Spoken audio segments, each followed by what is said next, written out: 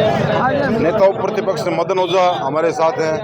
पूरी की पूरी भाजपा निर्दलीय के साथ जा चुकी है। क्या कुछ मायूसी भाजपा में चाहिए? पूरी भाजपा अगर निर्दलीय के साथ जाती तो मैं यहाँ खड़ा थोड़ी होता। ऐसी स्थिति नहीं है।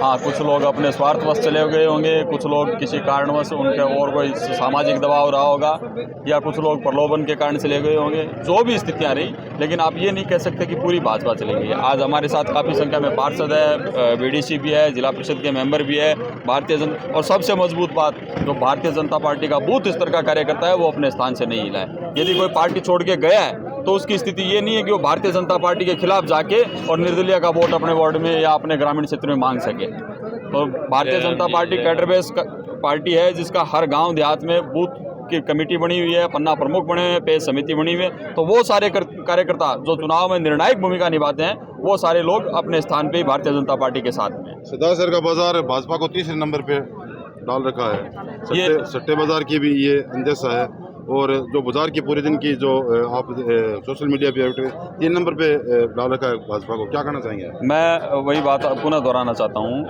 पीछे जब उपचुनाव हुआ था उस समय आरएलपी यहाँ पे प्रमुखता से चुनाव लड़ रही थी, और पूरे गांव देहात में, पूरे शहर में यही चर्चा थी कि भारतीय जनता पार्टी 3 नंबर जा रही है। लेकिन मजबूती के साथ जब हमारे साथ राज नहीं था, कांग्रेस का शासन था, दिवंगत विधायक जी की सहानुभूति उनके पुत्र के प्रति थी, और भी बहुत सारे ऐसे समीकरण थे जो भारतीय जनता पार्टी के खिलाफ थे। उस समय भी हमारा प्रत्याशी, जिसने लगातार चुनाव हारे थे, वो प्रत्याशी थे। तो जनता में एक मायूसी होने के बाद में भी हमने 65,000 वोट लिए थे, और भारतीय जनता पार्टी 2 नंबर की स्थिति में रही थी।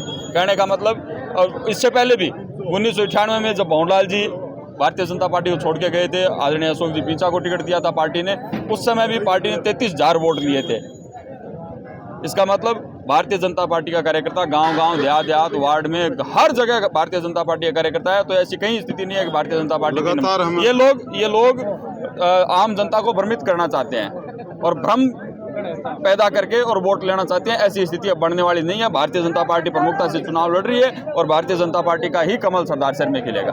जैसा कि आप कह रहे हैं, आपके नेता लगातार, हम चुनावी उनके जो कैंपेन है उनको लगातार कवर कर रहे हैं। आपके नेता के मुंह से जीत का नाम कम निकल रहा है, और एक लेटर पैड का नाम वो ज़्यादातर ले रहे हैं। तो आपके नेता जीत के लेकर आश्वस्त नहीं है? नहीं, क्यों नहीं आश्वस्त?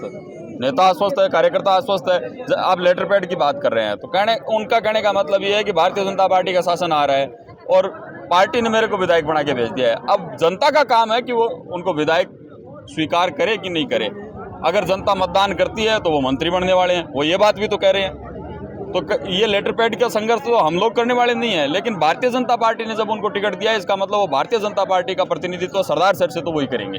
भाजपा और निर्दलीय, भाजपा की टक्कर निर्दलीय कांग्रेस में किसके साथ? नहीं, भाजपा की टक्कर तो कांग्रेस के साथ ही है। निर्दलीय तो कहीं पिक्चर में ही नहीं है। ये लोग तो हवा खड़ा कर रहे हैं। तो मैं कह रहा हूँ नहीं जी, पिछली बार भी यही हुआ था। आरएलपी को 2 नंबर बता रहे थे, कभी 1 नंबर बता रहे थे। ये कंटेस्ट में बीजेपी 3 नंबर चलेगी, इस प्रकार की भ्रांतियां फैलाई थी। आपने पिछला चुनाव बारीकी से देखा है, उस समय भी यही स्थिति थी।